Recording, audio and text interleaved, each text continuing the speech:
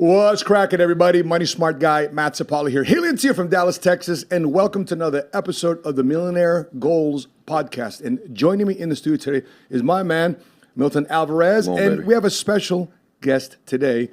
Jerah Hutchins is a Billy Badass. Let me tell a little bit about her. So Jerah Hutchins here came to my life, I would say 3-4 years ago, because at PHP Agency, I was there doing a site visit, and I heard this young lady up on the second floor just talking about safety, gun safety, and caught the attention of our CEO, caught the attention of so many people of how she led a class. And all we heard was, well, listen, we have ears for leaders, and Jerah's a leader. She's a sports junkie. She's a firearms instructor. She's a cigar aficionado. She's a corporal in the Texas State Guard, bourbon connoisseur. I got to get over this one. Packer fan. Unfortunately, right? Packer fan, unfortunately. Hunter, restaurateur, and she gave us gifts. We got some cigars in the studio from her spot, so we're going to talk to her. So, Jarrah, welcome to the show. Hey, I'm here for it. How are y'all today? We're fired up and excited to have you here. You're a chick that loves guns.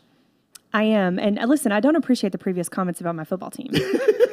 Bears. We'll get to that later. Bears. We'll get to that later. We've been beating the brakes off y'all for a decade now. And Aaron Rodgers had to leave. Is he officially gone, by the way? Did he get traded to the Jets? It's coming. Yeah, it's coming. He's going to the Jets from what I hear, right? He wants to go play for the Jets. Yeah, he wants to play for the Jets. Yeah, from what I understand. Yeah, and he'll probably make him a Super Bowl team, whatever. Yes, Yep. It's fine.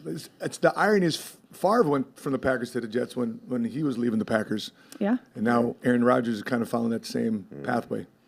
Jets love Packer quarterbacks.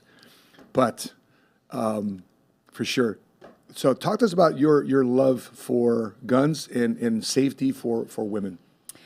I was super fortunate to grow up in a Second Amendment family. My grandfather was an immigrant from Sicily, fell in love with America, fell in love with the Second Amendment, fell in love with freedom, and raised us that way. You know, he had guns in the house, and he was basically like, you don't have to pursue this. You don't have to love this like I do, but if you're going to be in my house, you're going to know how to use these things, and you're going to understand the safety around them, and you're going to have respect for the gun. And I really enjoyed it. I mean, once you get over the first sort of obstacle of learning, I mean, it's a scary thing to shoot a gun. It really is. And I think that you know, I think that the two genders, and there are only two. Mm-hmm. Correct. We agree. You know, male and they look female. at it a little bit differently. And I think a lot of times guys get into guns because they love it, because it's fun, because it's something that, you know, dudes should do. Yeah. And I think that a lot of times women get into it out of necessity. And I was fortunate enough to just be in a family where that was just a normal thing. Like if you go to Jerah's Instagram page, which is Clearing the Chamber, you post some things about, you know, women just going to their cars. Next thing you know, they're getting assaulted, but because they had a gun in their purse, they're able to defend themselves, and the person is trying to rob them or kidnap them, or whatever the case may be, is running away because she knew how to handle a gun. Yeah, I mean, we're soft targets. I think a lot of times people are expecting us, you know, and I tell women this all the time, people are expecting you to be unaware, unprepared, and unarmed. If you are all three of those things, you're probably not going to have an issue. You know, if your face is stuck in your phone while you're walking through the dark parking garage, of course someone's going to take notice of that. That's the silliest thing to do. Anybody that loves you can wait. Anybody that loves you can wait to hear from you. You need to get to your car safely. You need to get out of there. You know, the preparedness factor is, you know, you don't have to go to every single game that your kid plays. You don't have to go have brunch with your friends every Sunday. You don't have to go out for drinks after work every day. You need to take part of that time, and you need to carve it out to work on your safety, because there's a lot of things that you don't know. And a gun education is so much more than buying the gun and taking a 1-hour intro class or a 4-hour license to carry class. It's, you have to understand that is your weapon. What do the Marines say about their guns? Only pointing and weapon which you want to destroy it. Right, but like this is my rifle. There are many like it, but this one is mine. You have to have that mindset around your gun. Right. So I think a lot of women especially get very overwhelmed about, oh, well, I have to know about all these guns. No, you have to know about your gun. Mm-hmm. You have to find your gun, the one that you want, okay? And then you expand the knowledge from there, okay? Gotcha. But you have to know about your gun, and that's part of the preparedness factor. Yeah. And then the armed factor is you don't need to just sit it on the side of your your bedside table or leave it in your car. It has to be on you. If it's not on you, you don't have it. Okay. And I don't know in what reality you think that some active shooter is going to come into the grocery store and you're going to just run to your car and go get your gun and everything's going to be okay. It's not on you. So proximity matters, and so this preparedness is so much more than just one Jared, class. Do you think America is a safer country today now than it was, let's say, 5 years ago? Or worse? No, I don't think so. I think you could even take it back further than that. America was a safe country when kids grew up with this education. This was an education, firearms, safety, self-defense. This was an education that we got from our parents and our grandparents. It was a generational education. Yeah. And now we vilified it so much that nobody wants to teach. There was actually a woman, she was a representative in New Mexico, and she put a bill out last legislature, and I know this because I have another friend that sits on the legislature too there, and she wanted to criminalize parents for teaching their kids how to shoot guns. Unreal. If you teach your kid how to shoot a gun before they're 18 years old, you're going to jail. Wow. That's what the bill said. Wow. Insanity. Yeah. And Absolute insanity. well, the gun is the great equalizer, isn't it? So compared to your stature, you're a I'm lean, 5'7". you're a lean woman. I'm not kicking your ass. Yeah, but she's a lean woman, right? And she's not as heavy. She runs across, and a guy is 6'1", 6'2", 6'3". I'm not going to win. Right? Yeah. But the equalizer to that would be you're strapped. The equalizer has to be back off, keep your distance, right? The equalizer is the steps in which I deploy my self-defense. Yeah. The equalizer is me being aware of your menacing presence, me telling you to get away from me, right? You not heeding my warning, and me same-day shipping you to Jesus. That's the great equalizer. That's right. I mean, that's it. It's an educational piece that nobody wants to talk about, and they all want to say, we've got to ban guns. We've got to ban these weapons. We can't have military-style weapons in the hands of civilians. And that is not the answer. The answer is education. And we need to start bringing this back to the younger generation and teaching them that this is important, especially our daughters. I'm not saying guys don't matter. I'm just saying that you're not the target that we are. Sure. And when we take our daughters and we literally send them out into the world to go to college or whatever, and they're not under the wing of our protection anymore, we are failing our daughters. Yeah. Failing them spectacularly by not working this into their teenage education. Well, my twin girls are 20, going to be 22 at the end of this month. And when they come and visit their father, I'm going to have to schedule an appointment with you, Jerah. Make sure you take them to the range and then bless them with whatever weaponry you'd like to present them. There it is. Blessed. Let's talk about that real quick. That's going on in the news today. In light of what's going on in the sad reality of where we're at today, I think the stat was there's a mass shooting literally every day now in America, and only very few of them ever make it to the news. So here's a I don't know if Jordan, can I share my screen here? Oh, gotcha. The vMix. Okay, got it. So I'll as I'm gonna tie in my computer with let's take a look at here at some of these videos of your right to not have. And by the way, why is this important?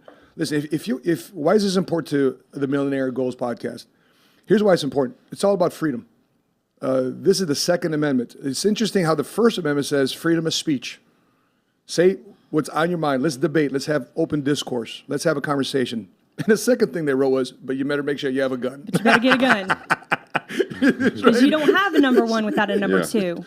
You don't. If you want to be able to say what you want, if you want to be able to put your opinions and thoughts out there, you have got to be able to defend that from people who are going to hate you for it. Yep. I remember during the protest during COVID, and they were in Atlanta. I was in Atlanta. They stormed a private community, and this attorney is in front of his house with his AR. He goes, "You want to F around? Come find out." Right? Yeah. You remember that? Do you want to unpack that for a second? Okay, let's do Because it. there's a lot of detail on that a lot of people don't know. So first of all, that guy had no training. His wife had no training. Her pistol, she had a little pistol in her hand that was actually used as evidence in another trial that didn't even have a firing pin in it. Oh my gosh. They were the biggest idiots on the face of the planet for doing what they did. What they should have done is stayed in their house and barricaded themselves in the house and waited for those people to pass right on by. But going out there and doing what they did only put them in more danger. And then you have to think about capacities. There were 300 people walking by that house, whether they had weapons or not didn't matter, because what they did is they put themselves in a bad scene of Tombstone and said, hey, like, you might get me in a rush, but I'm going to kill this guy. But they're going to get rushed. Yeah. They had 2 people, and they may have had, because I don't even think her gun was loaded. And even if it was loaded, she couldn't shoot it because it didn't have a firing pin. So then, and he had this AR, max 30 rounds, because you couldn't tell that he had any extra magazines. So you have 30 rounds for 300 people. Like, if you really, so this is what really pisses me off about journalism anyway. And when they break this stuff down, because the people who are covering these stories don't know any of this crap because they're not educated. Yeah. Jordan, let's show my screen real quick. Let's show this couple in front of the house. It was a BLM protest. They stormed it, and this is them standing in front of the house. Let's unpack this picture real quick. Okay, let's look at the woman. No trigger discipline whatsoever. Her fingers on the trigger. Done right, and looks like it's pointed at the back of his head. Well, but also, like, how far is she going to get with the one-handed grip? Yeah, right. You know what I'm saying? Like, no recoil management there. That's right. Right. So it's just, I remember talking about this, right when it first happened, and a lot of people got mad at me because they were like, they're exercising their Second Amendment rights. Yeah, but they're not doing it in the best way possible. Yep. They're making us look like fools. Yeah. That's why the education is so important. That's why you have to put away a certain number of hours every week or month in order to look at these things and break down this particular situation and go through the cycle of education and go, what did they do right? What did they do wrong? What would I do better in the future? What can I learn from this? And this was a massive situation. And then you had to get into all the property laws. Yeah. Right. Right-of-way laws. Was it private property? Was it not private property? All this, it was a whole complicated situation. And he's from what I understand, he's an attorney also. He's a civil rights attorney. Right. He was representing the same people that were protesting. Goodness gracious. Jordan, let's take a look at the first video we want your reaction to, Jerah, which is the which video is it, Jordan? The bring up the you have no right to have a gun. Let's take a look at this. Oh, can't wait. Yeah, you have no right to have a gun. David Hogg, who famously got into Harvard because he was present at Parkland when the mass shooting occurred. He was rejected from Harvard, and then he reapplied based on the mass shooting and the fact that he was a prominent activist, and then he got in. And he tweeted out, "You have no right to a gun. You are not a militia. When you're talking about your Second Amendment rights, you're talking about a state's right to have what is today the National Guard. The modern interpretation of the Second Amendment is a ridiculous fraud pushed for decades by the gun lobby." Well, I'm, first of all, amused to see that David Hogg has become not only a pillow magnate, but also a constitutional scholar in his time at Harvard. This is a lie.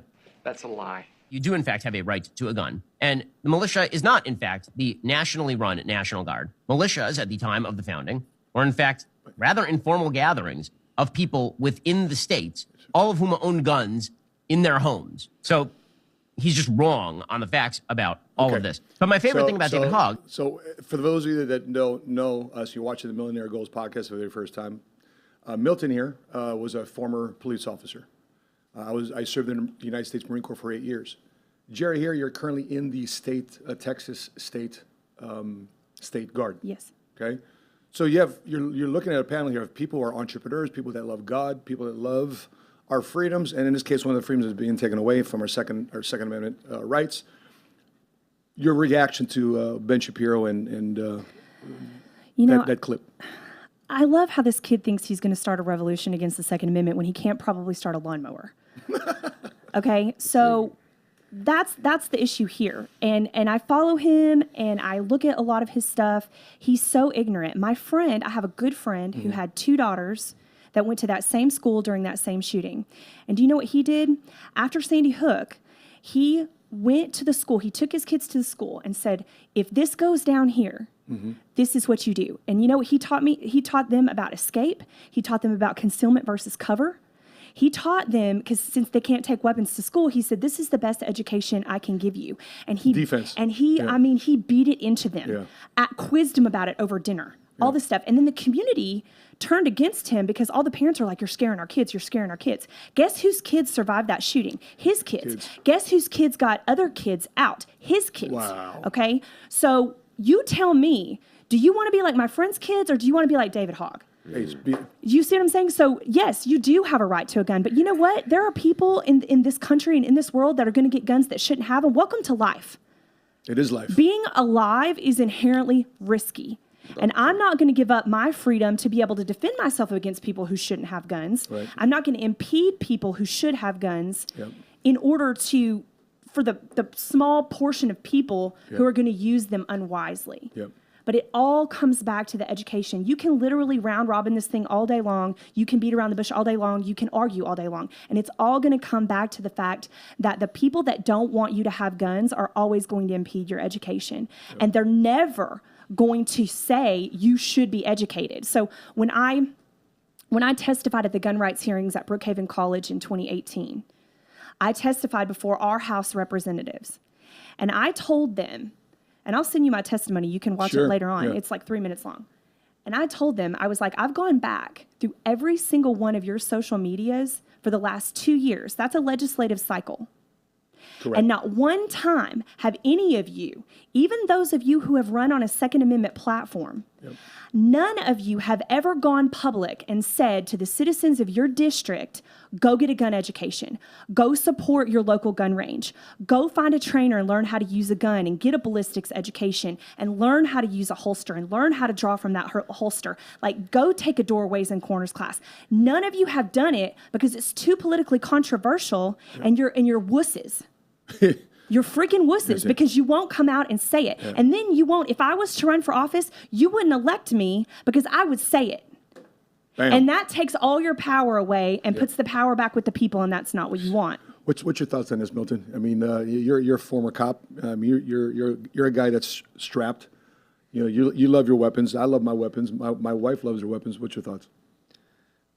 I can't top that. I can't top that. No, but I definitely think a lot of these people. I feel that there's a massive agenda, and I think going back to one of these articles that we were reading, there is a massive amount of people who are heavily purchasing their weapons. I think a lot of them are also, if you can maybe also speak on this, a lot of people are probably scared of their potential Second Amendment being affected by these massive movements that are starting to happen nowadays, where people are trying to remove that amendment or trying to negate what weaponry is inside of each household. I do believe that having proper training, having the proper here's the thing also, as you said, better education, better training is definitely something that people should have. And unfortunately, as you said too, welcome to life. We don't have full control on who gets their hands on weapons. There is a black market. There is things going on out there that we bad guys always get the guns. We can't control that. We can't control how's that. that drug war going? Yeah, exactly. We can't control that. Yeah. So even if we do go to the extent of going into deeper background checks and getting the records of their psych valves and having higher security in schools, there's always going to be a risk to everything that we do in life. And I think why not take advantage of what we have in our amendments that we have now and be able to put ourselves and our future children or children in a position to be able to protect themselves at all costs. If you think that we are not dangerously close to losing the Second Amendment in this country, you're crazy. And we saw it play out in Venezuela. Venezuela used to have a populace of gun owners. Mm-hmm. They banned guns, and then you saw a few years ago they used to be an economic power. Maybe not the economic power. Massive amounts of natural resources in Venezuela. Tons. Massive. Okay, they banned guns. Venezuela became poverty-stricken, and then when people tried to provide humanitarian aid, Venezuela's own government fired upon its citizens for accepting humanitarian aid. Yep. Is that what you want? Yep. Because I'm telling you right now, as a parent, I don't know if you're a parent, but I know you're a parent. For sure. Parents are dangerously close to legislating themselves out of being able to protect their kids, because only force stops force. That's right. Yep. Right. And they're gonna mess around and they're gonna legislate away their rights to actually physically protect their children, and then they're gonna have to co-parent with the government. And then what happened during COVID?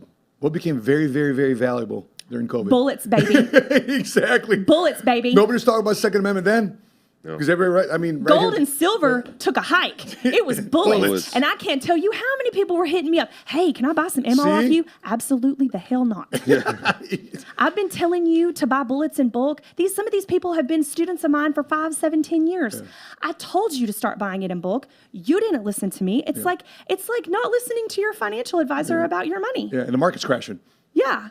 Like, why would you not do the things that I'm telling you to do? If you took a loss, you took a loss. You didn't take action. And, Iran, they take away guns from their citizens. And you saw what happened when that young lady got killed in prison because she was wearing her hijab the right way, and how the women felt oppressed in Iran, and nobody can have a gun. They're throwing rocks, they're throwing everything else, and the morality police is rounding people up. And here's the sad part. This is another topic on the podcast, but people there protesting now are in jail, and now they're looking to execute the people that are protesting that government. You look at what happened to Germany. What did Adolf Hitler do to that country? They took away the guns, and then they took away everybody else's rights. You know, you're in a concentration camp. World War II. You hit the nail on the head. So, you hit the nail on the absolute head when we talk about don't think that they won't take it away. Don't think that they won't come after it, and don't think that they won't imprison you for it. And so to David Hogg, it's not about your right to have a gun or for your self-defense or whether or not it's an AR. It's about a tyrannical government. That's right. And what's the biggest quote about history is, hey, if you're not paying attention, it's going to repeat itself, right, and you're going to suffer for it. That's right. And we have half a population of America that isn't paying attention. You don't want a big government. And sadly, right now, the current state, the biggest employer in America is the federal government. That's correct.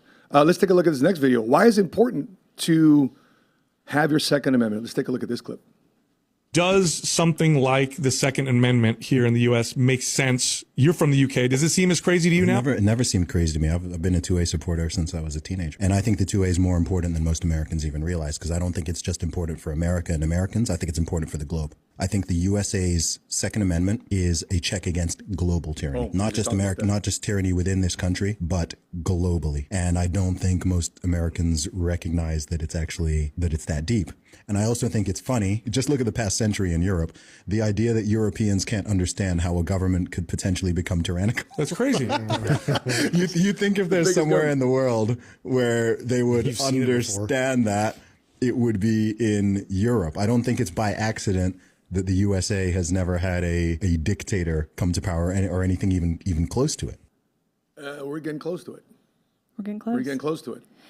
You know, I think that one of the biggest reasons why America has been a superpower for as long as it has been is because of the freedoms and the arming of its citizens. Yeah.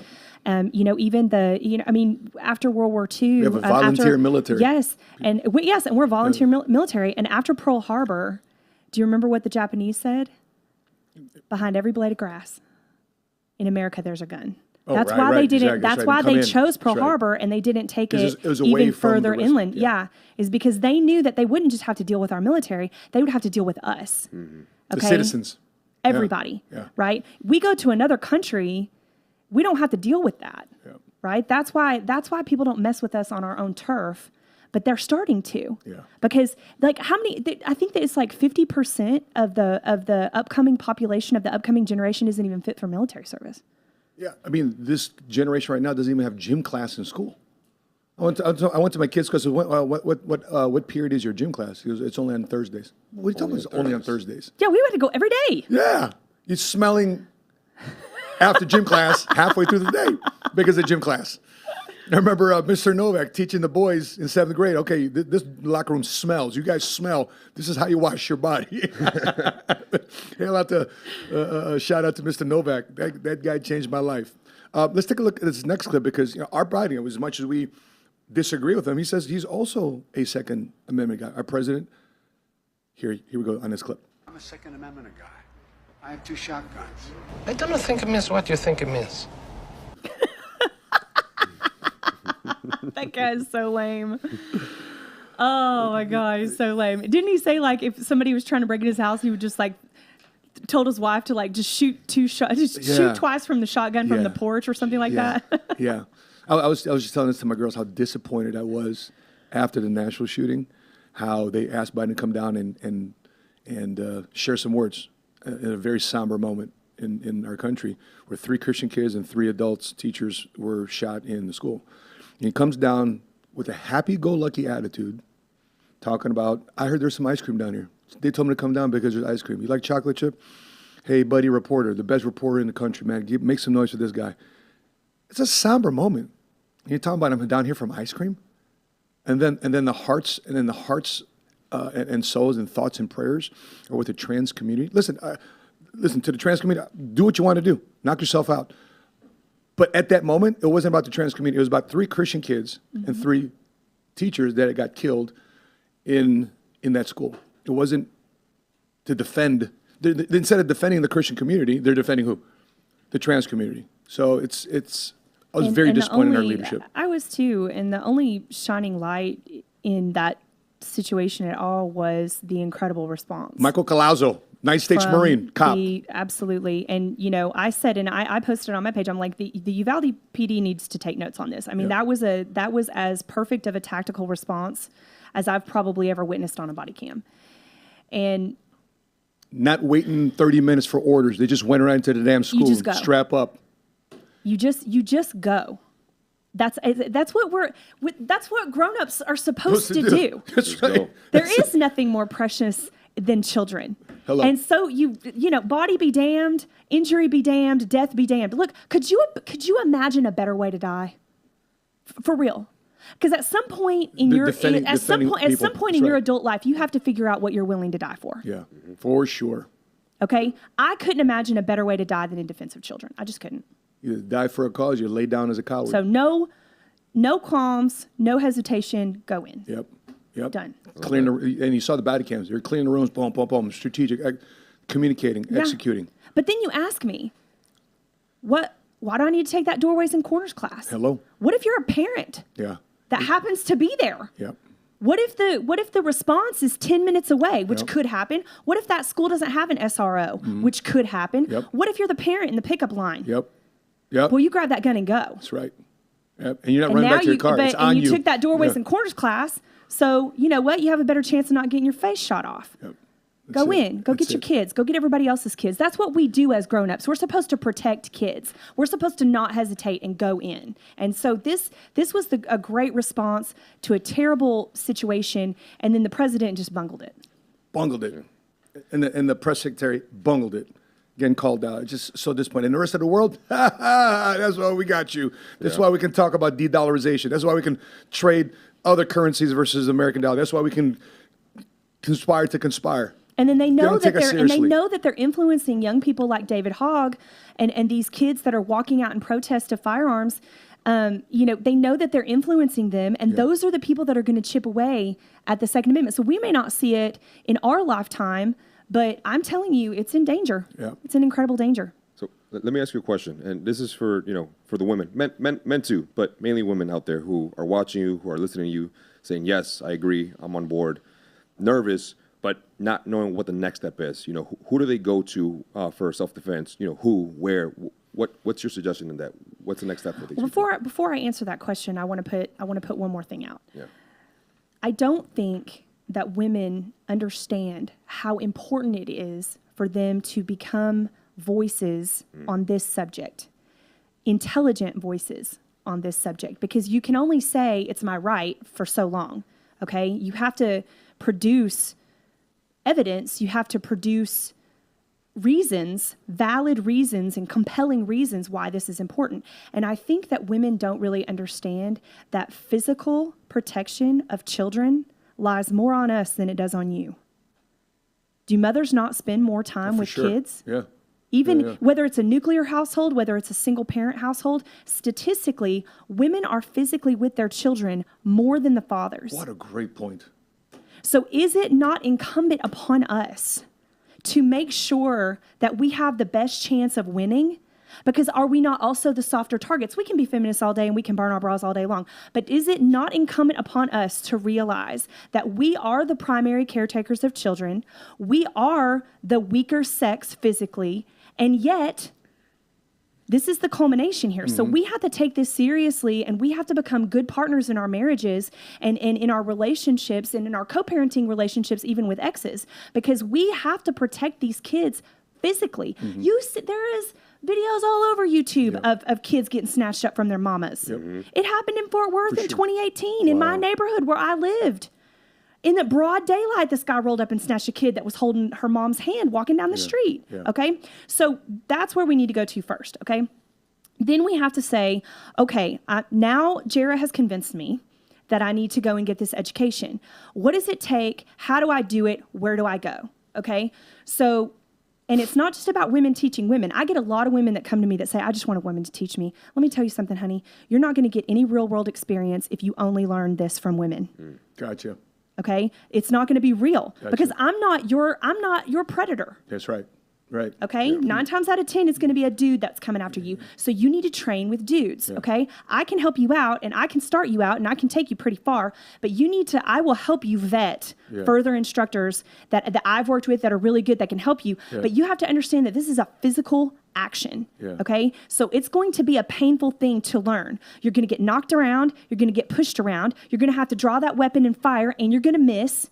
The first few times, it's going to be frustrating, and then you're going to go, can I really do this? And I have a really great class called the What If Scenarios, and I put women, and we use airsoft pistols. Nice. And I put you literally in scenarios where you don't even have to ask any questions. This is you fixing a die situation. It's me or you. Make a choice. Or it's you or my kid. Make a choice, okay? And then I put you in some scenarios where you might have to ask some questions because a lot of people don't realize that a true gun self-defense education is also a legal education. That's right. So you have to go on the other side of it and you have to say, what am I going to face in a courtroom if I pull this trigger? Your rules of engagement based on the legal aspects of it. 100%. So I would say, come to me, let me help you. If I'm not in your state, if I'm not close to you, you need to go to your local gun range and you need to find somebody that's not going to mansplain this to you. Mansplain it. Okay, but somebody that's literally going to sit down with you, carve out some time with them, make an appointment and go, hey, I got about an hour's worth of questions for you. Because I'm not going to be able to answer all your questions if I don't live in your state because I'm not going to know those legalities. But that's what you have to do, and that's how you get started. Is you go to the gun range, you find a good trainer, and then you go and get a legal education. And companies like USCCA, they're national. They're all over the country, and they can answer a ton of those legal questions for you. So that's how you get started on that education. Love it. Love it. Love that. Before we transition off this topic, and I'm going to talk about a little bit about money and marriage and money and singleness. What's a few things that women do? So get the education. If they want to, in light of this conversation, if they want to raise their level of awareness into application. So number one, get a gun safety class. Is that what you said? What would be the next couple of things you would? Yeah. So start out with intro to handgun. Then go and shop for the gun that you want. Okay, don't let your daddy and your brother and your grandpa tell you got to go get a 38 special. Okay, you go get the gun that you want, that feels comfortable to you. And there's things to consider: capacities. Do you want a safety? What clothes do you wear on a normal basis? Because this all has to do with concealment. Sure. So you need to ask a lot of these questions. Does the magazine drop well from the gun? Because if you have to do a dynamic critical reload, this is important. Right. Okay. So a lot of people, they'll just get, oh, well, my daddy gave me this gun. Well, it might not be the best for you. We can talk about that. And then you get if your state requires you to get a license to carry, do that because you get a legal education with that a lot of the time. That's how we ran across you. That's how you ran across me. And then you need to take it to the next level. And this is where women fall short is they'll do the LTC and they'll take the hour-long intro to handgun and you think that's a skill that's going to stay with you forever, but it's incredibly perishable. And so you have to look at holsters. You have to carry on your body. Ditch this purse carry. Not one woman who has ever gone through my What If Scenarios class has ever won drawing from a purse. Wow. It takes too long. So many women are carrying. Look, you could literally go into the entrance of Narnia through some of your purses. I've seen that. It's deep. I've seen that. It's a lot of stuff in there. You meet new people in some women's purposes. Yeah. It's insane. It's a whole new community in there. Okay, and you can't. That is not the safest way to carry. Okay, I've only purse carried a couple of times, and I get it. Sometimes your wardrobe may force you to do that, but that's a whole new level of awareness that you have to attach versus when you body carry. Okay, so you got to learn to body carry. You got to do that draw from holster, and then that's that maintenance program. Is you keep doing that draw from holster. You keep doing scenario-based training because scenario-based training is how you develop muscle memory. Scenario-based training is how you train yourself out of the freeze because you're always going to freeze, flee, or fight. Those three things. You want to three flee, responses. or you want to fight. Yeah. You never want to freeze. Exactly. And that's how scenario-based training is how you train yourself out of the freeze. Freeze is Corporal Upham in Saving Private Ryan. Yes. One thing, by the way, one thing you got to know about Jerah, she didn't come here to the podcast with a purse. She came here with a freaking full-on pack. Yeah. It's my life in that backpack. I don't own a single purse. I do not own a It's purse. not a good idea to give her like a Coach purse or a There it Gucci is. purse or anything. That's not my love language. It'd be a Everyone- house decoration. Everyone. My love bookcase. language is gifts of ammo. Oh, by the way, are you a 9 mil girl? Are you a 45, 44? What are you? I have several different calibers, but my typical go-to everyday carry is 9 mil. 9 mil. That's it. Cool. Simple. It's easy, simple round. Yeah. Jordan, let's take a look at this article here. It says money can break a marriage. Even getting more of it can break a marriage. So people think that money is going to solve a lot. Even getting more of it. So gaining or losing money tests shared values and beliefs or assigned roles within relationships. So many couples are finding that financial windfall can rock the relationship just as much as any hardship. So let's talk about this real quick off camera there, Jordan. So the reason why I bring this up is because a lot of money, 80% of all money printed in the history of America has been printed in the last 2-3 years. That's why we have a massive amount of inflation. That's why you have a lot of fake success today. That's why you have a lot of fake companies today. That's why you have a lot of fake gurus today being exposed due to rising interest rates and inflation being the way it is. But the prospect of losing money has a stronger emotional effect than gaining a similar amount. But big financial swings in either direction, make a lot of money or lose a lot of money, can shake couples much the same way. So, as a woman, how important is it for you to have a man in your life that has financial security, that you can depend on him, that he's a provider? How important is it for him versus you being the provider, you having the financial windfall? I'm curious. Well, when you talk about financial security, you have to make sure that you're running on the same set of definitions as the person that you're talking to. Boom. So my idea of financial security might be different than his, and it might be different than yours. I'm not a material possessions person. I don't care if you are, but that's not me. I mean, next year, you'll probably catch me living in a van down by the river, honey, because I just want to go off the grid. I like to be out in nature. Like, that's my thing. I don't have purses. I don't have designer clothes. I don't really do a lot of that. So my idea of financial security, so when I was growing up, my grandfather was an entrepreneur and had a really successful window washing business. You don't think you can make a lot of money washing windows, but you can, okay? Sure. So he taught me, but he had other stuff going on too. And the one thing that he taught me, and I remember having this conversation with him when I was 13, and he said, you want to make sure that you can live off one stream of income and everything else is Like bonus. And I always carried that with me. So I always had a side hustle, man. If I had this job or I had this great job, I was always bartending somewhere, and I never touched that money. I actually put one of my brothers through college bartending. Wow. So for me, financial security means no debt, okay, or at least no bad debt, right? Because I understand that sometimes to make money, you have to spend money, right? And I get that, right? So no bad debt. And then I don't want a bunch of frivolous spending on stuff that doesn't matter. It doesn't mean that you can't have nice cars. It doesn't mean that you can't have, nice things. But I don't need to live in a house. If it's just me and my husband or me and my person, I don't need to live in this like huge 7, 8, 9, 10,000 square foot house. Yep. That's not for me. So from a financial security standpoint, I'm looking for somebody who makes wise financial decisions. It doesn't necessarily matter how much money you have, if that makes sense. Any thoughts on that? That's great. No, that's great, because one of the things that I've noticed amongst a lot of couples, which is what's kind of pulled me away from the idea of, committing to someone until I'm in a specific financial position. I think I think like 2/3 of marriages start off with debt without their partner actually knowing, and it's about 1/3 of people who are in a relationship, one or the other person, end up hiding certain specific purchases so their partner doesn't get upset in that specific... Cheating on them financially. And I think that's just due to the lack of core values when it comes down to money, not being on the same page, as you said, not being on the same page on, what is, financial literacy to you. Yeah, we get this all the time. It is Financial Literacy Month, and people often ask, Jerah, like, are you comfortable having joint accounts, or are you comfortable having separate accounts? And I said, you have both. You have your joint account for our bills, our money, our future, our children, our expenses, our lifestyle.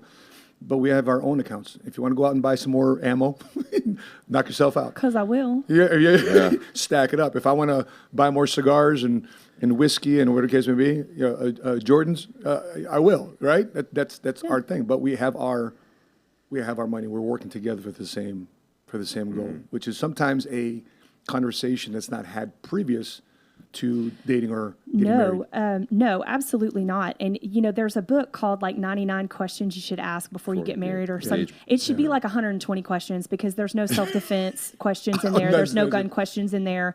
Like I read the book. Okay, you need to create an amendment to it. Nobody wants to answer these personal finance questions, and so I think that's where it ends up souring for me in the dating scene. Like, do you ever? Okay, so you've been married 8 years? You said. Yeah. Do you ever watch like people like us dating and feel like you caught the last chopper out of Nam? Yeah, exactly. Thank God. Thank God I'm not single no more. Woo! It's hard now. I feel like you do, and so for sure. for me, if we make it to date like 5 or 6, I want to start talking about your finances. Sure. Like, you don't have to tell me how much money you have in the bank, but like I want to know, like, do you have debt? Yeah. Can we talk about that? By the way, for those of you watching this right now, when do you think it's appropriate time for you to start talking about money in a dating relationship? Because, Jerah, I gather you're not the person to date just to date.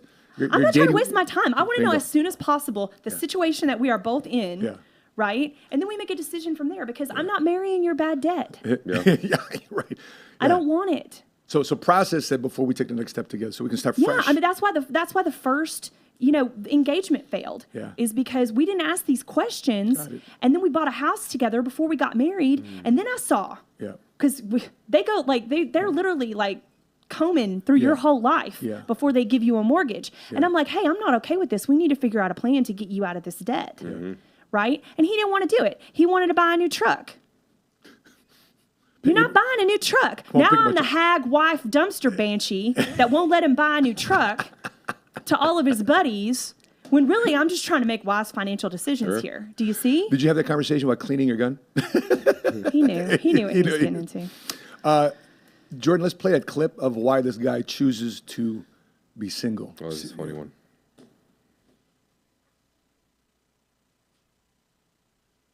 Of lack of capital to start a relationship, high cost of living, unhealthy competition from my fellow boy childs, poor infrastructure, pests and diseases, eating of fare by the other gender, attack from the neighboring boy childs, lack of beards, shortage of lines, lessons from the other relationships, sponsors and sugar daddies, high cost of maintenance, and unavailability to draw lines. Yes. Okay, so every bit of that response and viewpoint was about external versus him improving as a man, versus him improving as a provider, but him improving as a resourceful person. It was everybody's fault why I'm not getting married. Lack of capital. I was hoping you were going to say it. Okay, that was just my observation. That's what I was going to say. Right? Made sense. I mean, but Milton, that's a conversation that sadly a lot of men, a lot of guys have. A lot of guys are having it. They're giving up before it. Like he said, competition between other men, sugar daddies, and sponsors. There's no security in themselves, man. There's no security in what they bring to the table. They have no foundation. And again, if you don't have a foundation or a set of values and principles that you fall back on, you have nothing to fall back on. Yeah. And if you don't have that and you have no sense of what direction you're heading towards in life, it's going to be extremely hard for you to be able to lead someone or have the sense of leading someone. So why even bother getting into that realm? Yeah. What's your thoughts on that? What about, would that also parlay with why women are single?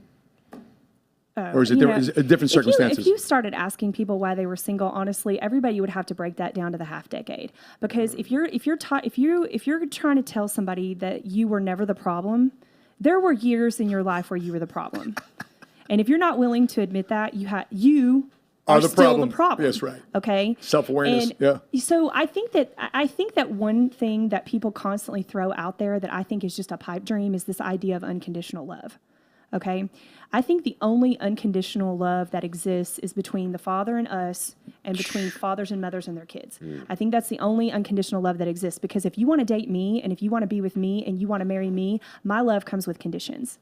You're going to continue to improve. You're going to now. It doesn't mean that you can't trip and fall. It doesn't mean that mistakes aren't going to be made. It doesn't mean that forgiveness won't be there. But it means that you're going to continue to go up. And not down. Okay. And that is something that a lot of people don't want to hear. They say, well, why can't you just love me unconditionally? Because you're a turd. That's why. Because you're boring. because you're not doing anything to improve yourself, because you sleep in every day, because you eat like crap. Yeah.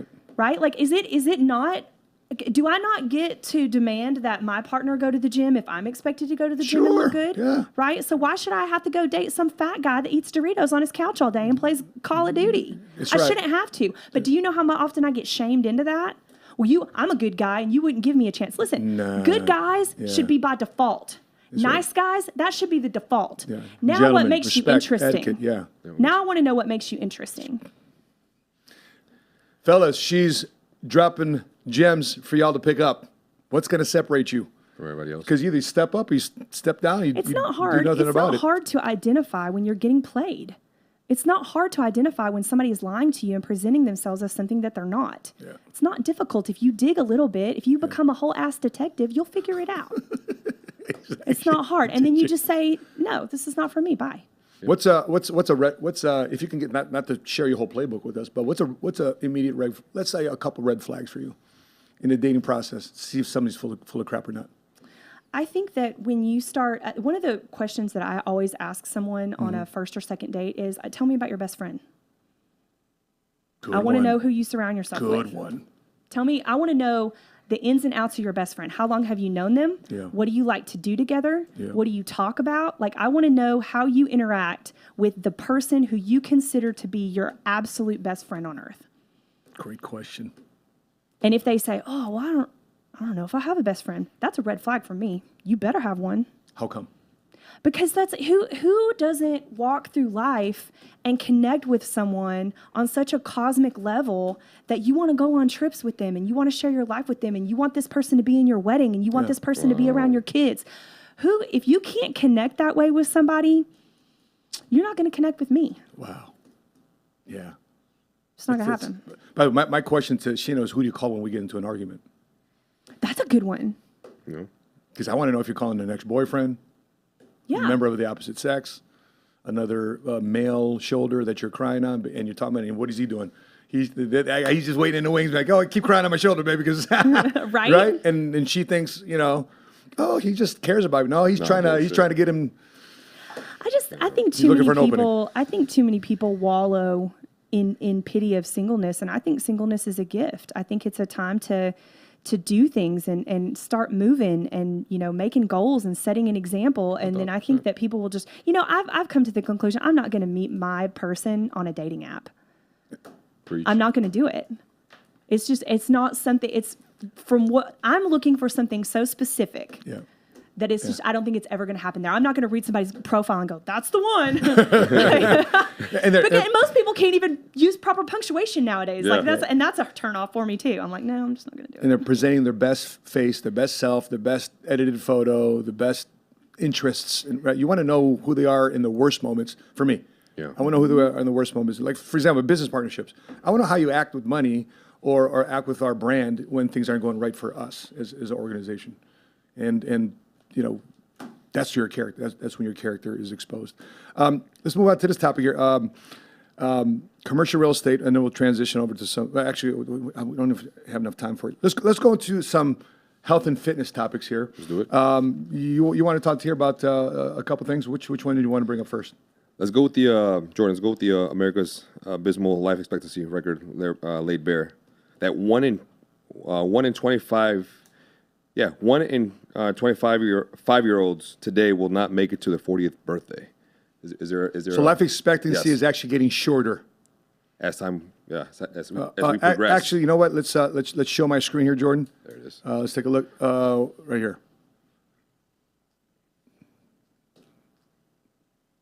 So what? 4% of 5-year-old Americans will die before 40 years old. Deaths caused by what? Drugs. Drugs and. Okay, let's unpack So I'm that. kicking ass over here. I'm 41, right? Is that what you're trying to tell me? Are fueling mortality around, but so deaths caused by guns and drugs are fueling mortality among young people. So the drug part we get. Yeah, but we need to understand why too. I mean, for anyone who's consuming any type of substance, I think it's more of an escape of reality for a lot of these. Yeah, you're chasing a different world. You want to be somewhere different. Completely, escaping reality, numbing the pain. And you just lack processing, being able to have that internal voice of, all right, what's next? Okay, how can I get out of the situation? You're just stagnant. You sit where you're at, and you have nothing that's driving you or inspiring to do better for yourself.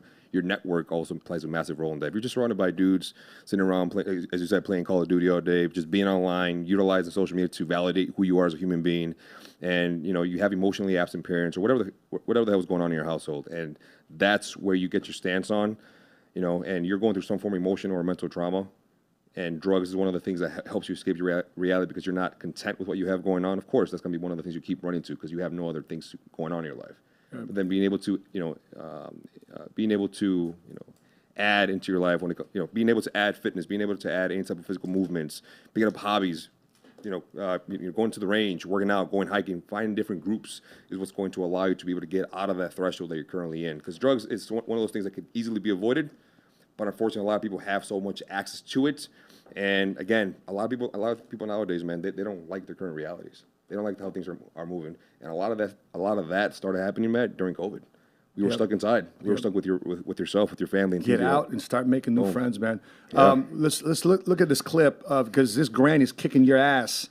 So a 65-year-old granny known as Granny Guns on TikTok is fighting back against online trolls who claim that women are weak.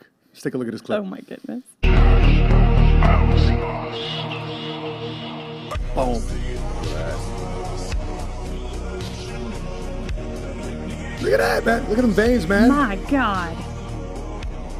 So she's showing the strength of women, led by her.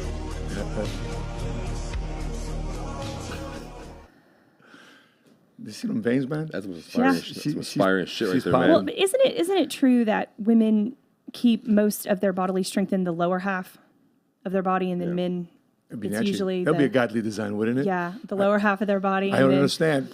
And then men typically are stronger, up top, right? For sure. That's why you can't sneeze on leg day. That's why I believe that men can't get pregnant. That's one of them. Women have. There's always been, very athletic women. I just think that we need to we just have to come back into the reality of our places within that. Yeah. And I think women's sports are awesome. I think there are wonderful women athletes, but I think that women typically they fall off after a certain age, and they think I can't do this anymore. I don't want to do this anymore. And I think that is a huge life expectancy situation is when you take that physical fitness into your sort of sunset years. And I think it makes, lessens pain, especially joint pain. I mean, a lot of elderly people, complain of joint pain. A lot of my older gun students complain of, arthritis in the hands. And I think that a lot of that could be avoided if we just didn't stop this act of physical fitness, and then being educated on different supplements, which is something I'm sure that you could do because our body needs different things once we get past 40. Sure, which is what I'm learning. Oh yeah, 1,000%. But working out keeps your body young, man. I mean, that's something you experience. People don't want to work out though. They want to stay inside and they want to play Call of Duty, and I want to go live Call of Duty for real. There you go. I'm out there doing it, man. I love it. So let's take a look at instead of ladies' gains, let's talk about losses in the men's category. Kid Rock country star boycotts Bud Light over partnership with trans influencer Dylan Mulvaney. Well, we all saw this, right? We all saw this, and I'm on Twitter. I've got a tweet of the VP of marketing that talked about, we really needed to save this company's stock because they were following it. We just need to reach to an audience that was going to boost this stock. Don't forget about the 18, 19-year-old college frat boys that drink Budweiser, and 80% of the market share of beer drinkers are men. Yeah. So they want to reach out to trans community. So anyway, make a long story short, Kid Rock decides to say, you know what? Let's take a look at the screen here. Do we have that? We have that clip of Kid Rock. Let's play that clip. What's Kid Rock doing here to Budweiser? Grandpa's feeling a little frisky today. Let me say something to all you and be as clear and concise as possible. Speaking of guns.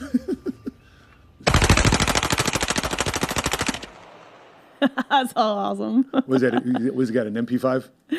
That's what it looked like, but I couldn't see the. Fuck Anheuser-Busch. Oh Lord. Have a terrific day. By the way, let's. I think he's just not the only one feeling that way. Let's look at Budweiser stock. Let's take a look at my screen. Let's look at Budweiser stock. Look at that drop in price. Bam. Oh man. Bam! I think they lost $4 billion of market cap. I'm trying to since figure doing out. this. Somebody yeah. got fired. I'm trying to figure out why we continue to pander to these minority groups. I mean, it's not that. In the spirit of inclusion. Yeah, I mean, look, I don't have a problem with the trans I don't community. either. I don't either. I don't care. I have zero problem with LGBTQ. I have I have 2 people that are in the trans community that I go shoot with. Like, it's not, and most of them are very logical humans. Okay, I get that they're in the wrong body. This is something that I'm never going to understand. Okay. Yep. But I don't understand why these large companies continue to pander to these minority groups like it's going to make a financial difference. It did make a financial difference, just in the wrong way. just in the wrong way they were expected.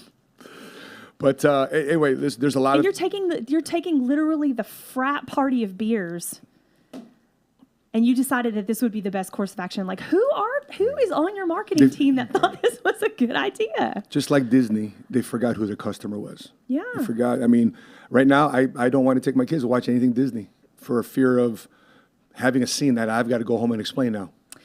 That is a point that I think that we need to hit on. That's the problem that I have with these minority groups is, why do you want an audience of children? Because why do you want it? Because they can't create their own. That's why they come after ours. Right. And that's what I have a problem with, right. is we forget how important it is to properly steward the minds of children. And even we're not even perfect at it. Even the good ones aren't even perfect at it. Even the straight ones. Even the straight arrows we're figuring aren't even it perfect out. at it. But that's my issue is, I don't care about your drag shows. I don't care about it. I want to know why you want to do that in front of kids. For my kids. Yeah. That's right. You do you in your community, no problem. But and I took a stance too, especially after the Pulse nightclub shooting in Orlando. I had an influx of LGBT Q people that wanted to come to me for gun training, and I had zero issue with that. I got a lot of flack for teaching them too. I got a lot of flack from people that said, you shouldn't train them. Why not? Yeah. 2A is for everybody. Yep. I wouldn't want to be a gay person and worried about somebody hurting me for who I sleep next to. Sure. I have the right to self-defense too. And I always thought that was really important. But, at some point there has to be a boundary and go, look, you're welcome to live your life as you see fit, but you're not allowed to steward the minds of my kids. Before we let you go, and we're running on time, I appreciate you coming by, Jerah, and dropping off your gifts here. We want to do an event in your, can you tell us real quick, 30, 60 seconds about your location, the new place that you built? Yes. So we just opened a new restaurant in Arlington, Texas called Hearsay Arlington. It's on the south side of Choctaw Stadium. So that's where the XFL plays. And we're right across the street from Globe Life Field where the Texas Rangers play. So we have an incredible, super Prohibition chic, Gatsby sexy, 13,000 square foot restaurant. So upscale Southern soul food, a little bit of Cajun fusion. So best shrimp and grits you've ever had. I'm hungry already. I would put my paycheck on it. And then we have a really awesome humidor that I got to help curate. Come on, man, let's go. Come on. Yes, I love cigars. And a really wonderful bar and this really incredible cigar patio, dual level cigar patio that overlooks the XFL field. So you could literally watch the football game and smoke cigars on the patio. It's just ridiculous. Come on. It's ridiculous. That's it. So yeah, we want to have an event with you. Yeah. The website is hearsayarlington.com. That's HEARSAY. Arlington.com. Check out the menu. We're expanding the spirit selection too because your girl is a bourbon and Scotch gal all day long. So we just opened in February and it's just live music, six nights a week, live music. Wow. So one side is a dining room, one side is a speakeasy with a lounge and live music, and it's an incredible ambiance. It's a whole vibe in and of itself. So get there. Well, listen, we got to do something a little maybe informal before we can actually do the event. So if you guys are interested just dropping by with Milton and I, we're gonna go visit Jerah at her spot. They're right next to Choctaw. Oh, it's in Choctaw. It's in Choctaw Stadium. In Choctaw Stadium. Let's go visit it. Maybe we burn a couple cigars, but shoot us a DM, send in a message. Jerah, we got your Instagram handles here. Make sure you follow Jerah on Instagram in the link description below. Jerah, I appreciate your time, attention, what a cool invitation. Energy. It was my pleasure. Awesome.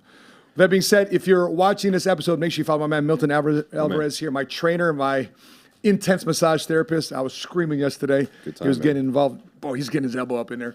But to make sure you subscribe to the YouTube channel here, Millionaire Goals Podcast. Drop your thoughts, drop your comments. I appreciate those of you that's been on live, sharing your thoughts too as well and your interaction with us. Make sure you like this and subscribe. That being said, from Dallas, Texas, I'm your Money Smart guy from the Millionaire Goals podcast. Till meet again. Continue to live smart. Continue to love smart. Be money smart today. See you next Wednesday. Bye-bye.